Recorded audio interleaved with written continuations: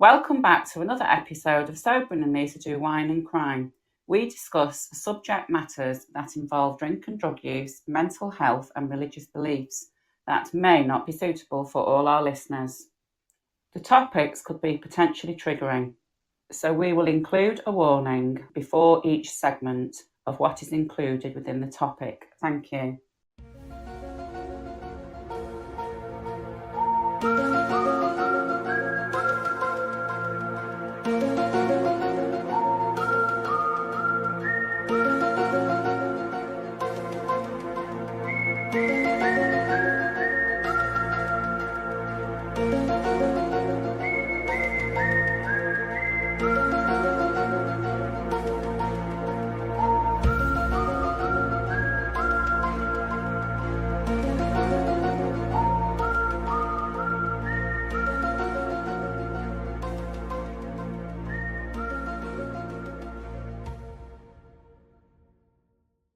On this episode of Sober and Annaliese Do Wine and Crime, we have the final part of the two-part investigation into the death of Whitney Houston.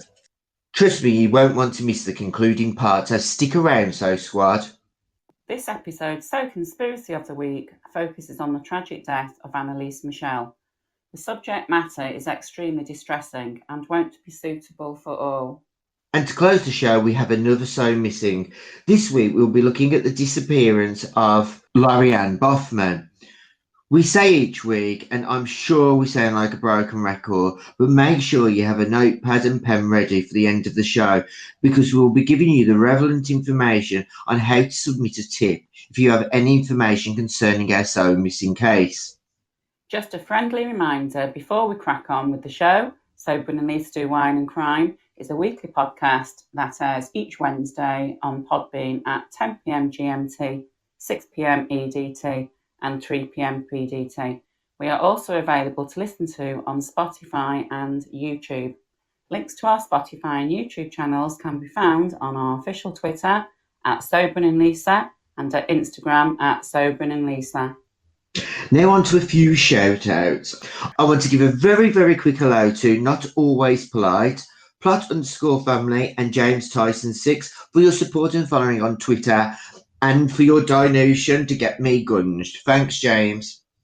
And last but not least, at Palt3Fan, at Hung Belfast 34, at Crime Lord 99 and at John Me Off. Let's now reopen Sober and Annaliese's So Squad case file request. In today's So Conspiracy episode, we'll be delving into the murder of Annaliese Michel, as requested by Aidan Lucas on Instagram. The murder of Annaliese Michel is somewhat of a double-edged sword. On one side of the coin, it's a possession case of the most extreme, and on the other side, we have a possible murder down to negligence, a homicide. Annaliese Michel was born on the 21st of September 1952 in West Germany to a Roman Catholic family. Michel was diagnosed with severe convulsive and temporal lobe epilepsy at the age of 16, was brought up along with three sisters by her parents Joseph and Anna. From a young age, religion was forced upon Michel and her siblings. They went to Mass twice a week and were forced to recite the Bible 3 times daily, morning, noon and night. It was during this time that Michel, just aged 16, experienced her first seizure and was diagnosed with psychosis caused by temporal lobe epilepsy. Due to the stigma associated with such an illness, her family sought additional medical help, and she was then diagnosed with depression, which was treated by a psychiatric hospital. Shortly after her treatment with the psychiatric clinic's neurologist, the family saw a mild improvement, which was only the calm before the storm. In 1973, Michel graduated and went to the university, but during this time of pasture green, her classmates felt and later described her as withdrawn and very religious. By the time she was 20, under the strain of studying, Michel began to experience hallucinations while praying, and this quickly developed into hearing voices. This went on several weeks, and Michel began to consider suicide as a way of escaping her own mind. Her concerned family again sought the help of doctors who determined she was now suffering from severe depression. Doctors prescribed the drug Aiolet to help with her delusions and depression. Aiolet is also used in the treatment of various psychosis, including schizophrenia, disturbed behaviour and delusions. It's also known to cause temporary psychosis, also known as a stimulant psychosis, which causes the person to interpret the world differently from those around them. Stimulated psychosis is very rare, but occurs when the taker, in this case Michel, has an adverse reaction to the drug, which directly triggers a psychotic episode. Michel showed all the hallmark symptoms. This included irrational beliefs, even when the sufferer is presented with evidence that contradicts these beliefs, and hallucinations with intense perceptions and phenomena that are not real. She began to vividly see devil faces at various times of the day and complained about hearing voices telling her that she was damned and would rot in hell, and she became intolerant of Christian sacred places and objects such as crucifixes. As her plight continued, so did her treatment in a psychiatric hospital, but their treatment plan did not improve her health and her depression worsened. Long-term treatment did not help either, and she grew increasingly frustrated with the medical intervention, taking pharmaceutical drugs for 5 years, and it was during this period the first unofficial diagnosis of Michel being possessed was made by an older woman who accompanied Michel on a pilgrimage. Her travel companion noticed that Michel avoided walking past a particular image of Jesus, and that she refused to drink the water from the holy spring. The woman also claimed that Michel smelled hellishly bad. An exorcist from the nearby town later examined Michel and concluded that she was demonically possessed. After 2 failed requests, the rite of exorcism was finally granted. This green light began the beginning of the end. The family friend that regularly organised the Christian pilgrimages and who escorted Michel on the expedition was the driving force for the exorcisms, and it must be noted that she had no medical background whatsoever, and it was only Michel's reluctance to drink the water from the Christian holy spring that brought her to this conclusion. Father Arnold Renz and Pastor Ernest Alt were the men assigned by Bishop Joseph to carry out Michel's multiple exorcisms. The foundation for these rituals were the Ritual Romanum, which was still a valid 17th century canon law. Father Arnold had been a former missionary in China, and Pastor Ernest was a pastor in a nearby community. The pastor, upon seeing Michel, added flames to the already scorching fire by declaring that the young troubled female didn't look like an epileptic. He also further demonstrated his ignorance by saying that, as he had not witnessed her having seizures, it was quite impossible that she suffered from them. Pastor Ernst also believed that Michel was demonically possessed and began conducting exorcism sessions with Father Arnold almost immediately. When the sessions started, Michel's parents stopped consulting doctors, and Michel's school studies were also halted. Arnold performed the first session on the 24th of September in total secrecy. During the sessions, Michel began talking in tongues, which included Lucifer, Judas, Nero, Cain, Hitler, and Fleischmann, a disgraced Frankish priest from the 16th century. With each session, Michel's mental health deteriorated. She became more disinterested in food and eventually stopped eating entirely. Each session became longer and longer, lasting anywhere up to 4 hours. As the sessions grew longer, Michel became more and more stark raving mad and started to carry out highly disturbing actions. During one of the 67 sessions, she licked her own urine off the floor. In another, she ate flies from her feces, then bit off the head of a dead bird. In one instance, she crawled under a table and barked like a dog for 2 days. She could often be heard screaming through the walls for hours. Tearing off her clothes and urinating on the floor became a regular occurrence. As her behaviour became more and more outlandish, so did her wish to die, and without the assistance of medical attention, her health rapidly declined.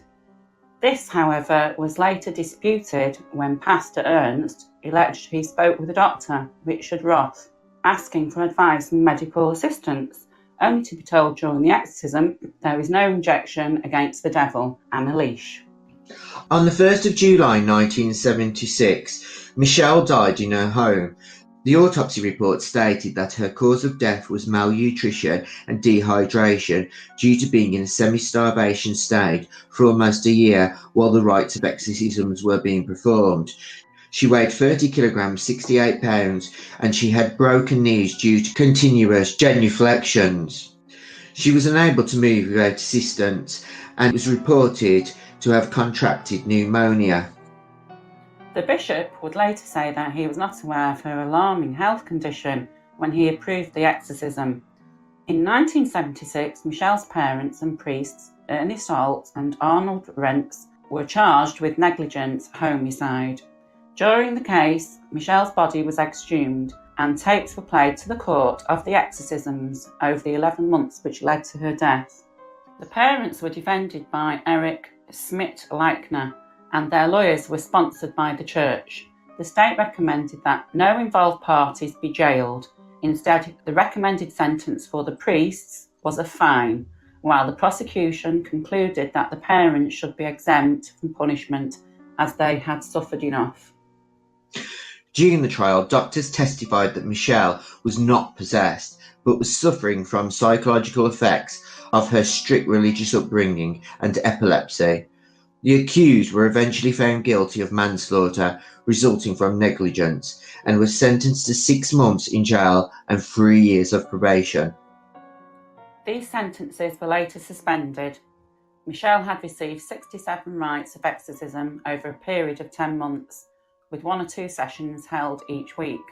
After the trial, the number of officially sanctioned exorcisms decreased in Germany as a result of this case, despite Pope Benedict XVI's support for its wide use.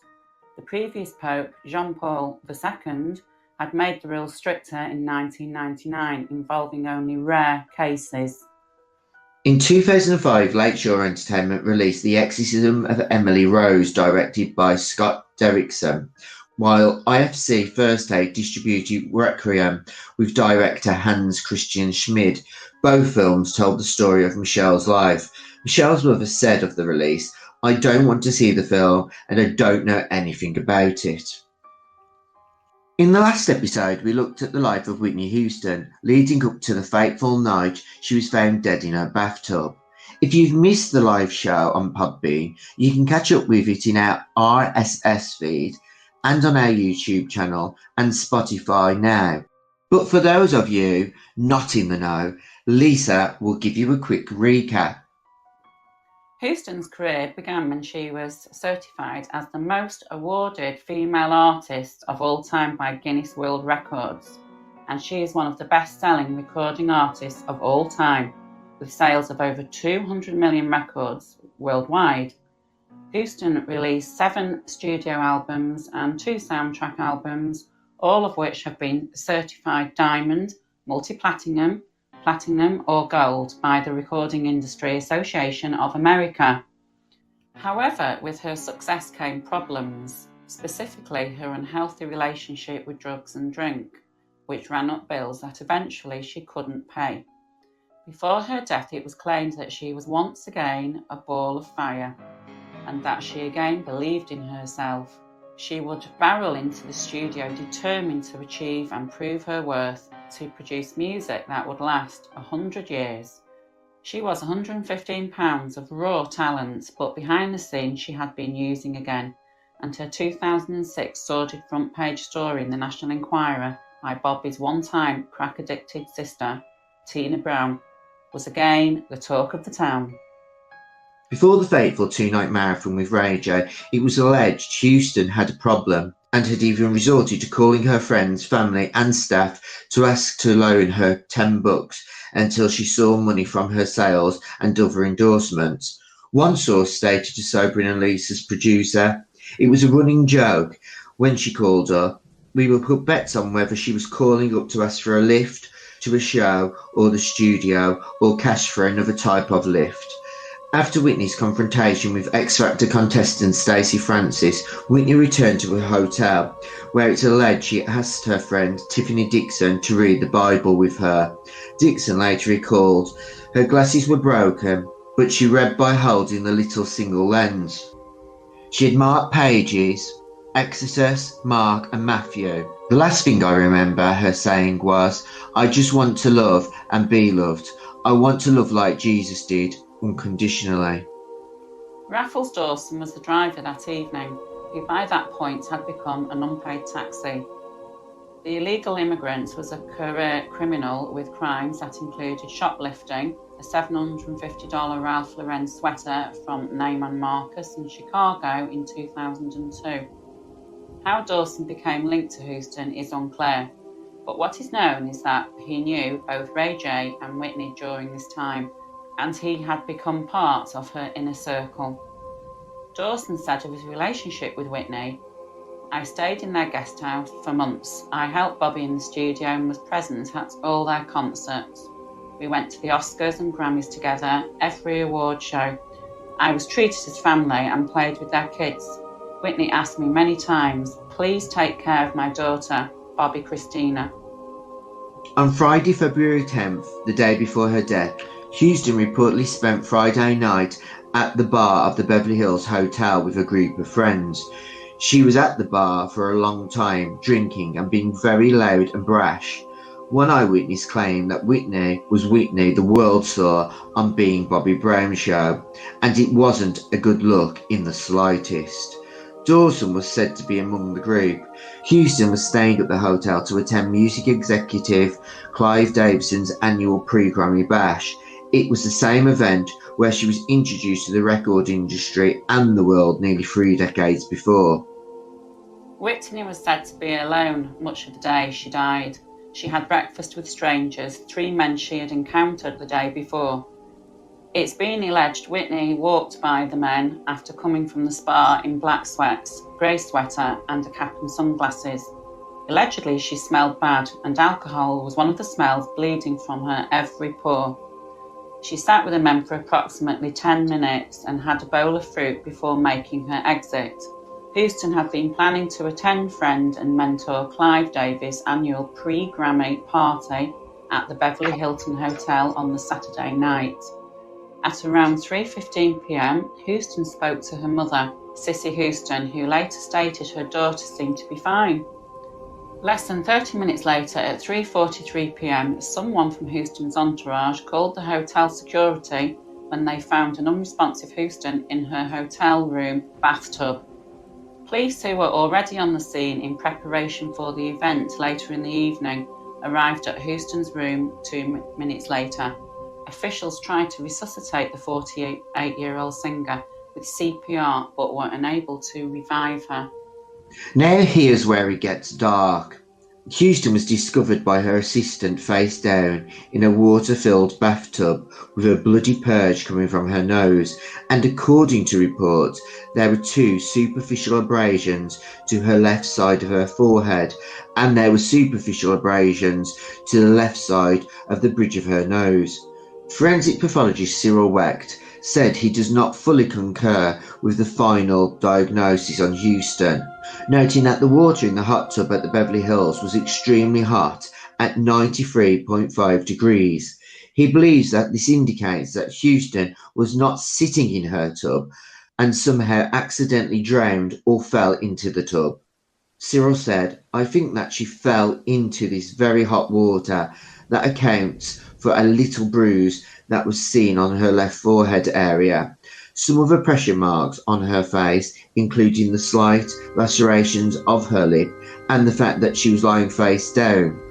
I think that this lady fell into the water and she was unconscious, dead or dying when she fell into the tub. And what's significant was the fact, Cyril added, I do not believe that the death was due to drowning, although I cannot rule out that she could have been in the agonal moments, and with her head submerged in water, that certainly could have contributed to her death. The coroner also reported that when she was found in her room at the Beverly Hilton, Houston's purse contained her wallet. He stated the descendant's Californian driver's license had been removed from the wallet, which was inside the purse, prior to my arrival. Also prior to my arrival, the majority of the descendant's prescription medication bottles had been removed from a brown bag that was on top of the table in the southeast corner of the living room, and then placed on top of that same table. And while foul play was originally ruled out, Whitney, who was being bankrolled by friends and family at the time of her death, was heavily in debt to drug dealers and had taken drugs sometime before her death, meaning she must have purchased cocaine before arriving at the hotel or during her stay. A small spoon with white crystal-like substance in it and rolled up piece of white paper were found in the bathroom where Houston died, according to coroner's report. The coroner wrote, "Some people use the spoon for cocaine administration." A law enforcement official involved in Houston's case said, "These days it's likely around for meth, which was not found at the scene, according to investigators, so likely used as an inhalation tool." Since her death, filmmaker Kevin MacDonald, who was responsible for the 2018 critically acclaimed documentary of her life titled Whitney, has insisted Whitney Houston's death was more mysterious than initially reported. He said there was discussion about the death, which was so mysterious. Mary Jones, her assistant, told me that she thought there may have been someone else in the room when Whitney died because there was so much water on the floor, but the taps in the bath were off. The taps had been on for the bath to overflow, but who switched them off? MacDonald recalls speaking to various dodgy individuals who were present in the lead-up to the tragedy, but ultimately decided to omit them from the final cut. Earlier this year, Houston's ex-husband of 14 years, Bobby Brown, expressed cynicism regarding the coroner's reports and was adamant that drugs were not to blame for her death. "I don't think Whitney died from drugs. She was really working hard on herself to try to be a sober person." Besides MacDonald disputing her death as accidental, former police officer Paul Hoop has alleged he has presented the FBI with what he insists is compelling evidence that Houston was targeted by two men who were part of her group of scruffily dressed hangers-on. He says the pair were unknown to most, but not all, of Whitney's huge entourage, and they were repeatedly visited her hotel room during her final days. Paul even claims the men were captured on hotel CCTV going into the singer's suite around the time she died, adding that he thinks Whitney was thrown into the water by one or more of the assailants, and what might have started out as an attempt to scare her ended in murder. The evidence of murder, he claims, is the alleged struggle which lies in the coroner's report. He stated even someone high on cocaine wouldn't willingly get into a bath that hot. She obviously had help. As for the revelations, he points to the injuries on Whitney's forearms and hands and claims these are consistent with her having a pretty nasty struggle and consistent with classic defense wounds. There were bruises on her arms and shoulders, a cut on her upper lip, scrapes to her nose and forehead, and lacerations to her scalp. In fact, the singer had so many injuries, it looked as though she'd been in a boxing match, he said. "Call this an accident if you want, but it doesn't make sense to me." The couple's daughter, Bobby Christina Brown, died under similar circumstances at the age of 22 on January the 31st, 2015, when she was also found face down in a bathtub in her home in Georgia by Nick Gordon, a man she previously considered her big brother and a friend. Gordon was found legally responsible for Brown's death in a civil case in 2016 and was ordered to pay $36 million to the estate of his late girlfriend. On January the 1st, 2020, Gordon died from heroin overdose, again highlighting the devastating effects drugs have had on the Houstons' inner circle. But who's to blame?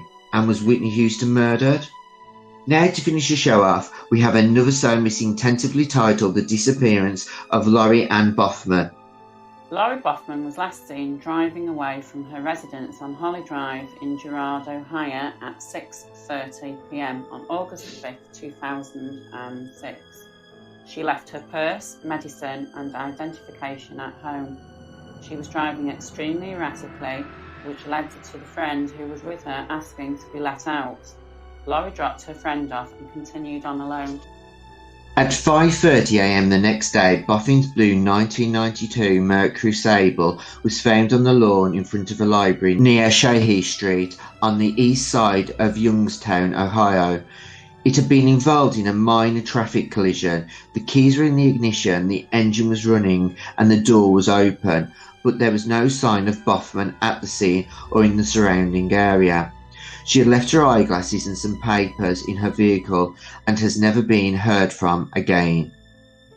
Boffman left behind 3 children, and it's uncharacteristic of her to abandon them, even when she was not in the greatest states of mind. She had won $1,000 in the lottery the day before her disappearance and had ordered $500 worth of food for a party, but she never came back to pay for the food or pick it up. At the time of her disappearance, Boffman had moderate-length black hair styled in dreadlocks. She wears eyeglasses and a partial denture plate. She has 1 silver amalgam filling in her teeth and has a scar on her abdomen. She weighed 180 pounds the last time she was seen. If you have any information on Boffman, please contact Federal Bureau of Investigation Dallas, Texas office on 001 972 559 5315. That number again is 001 972 559 5315. That's it for this download. Until next time, don't have nightmares.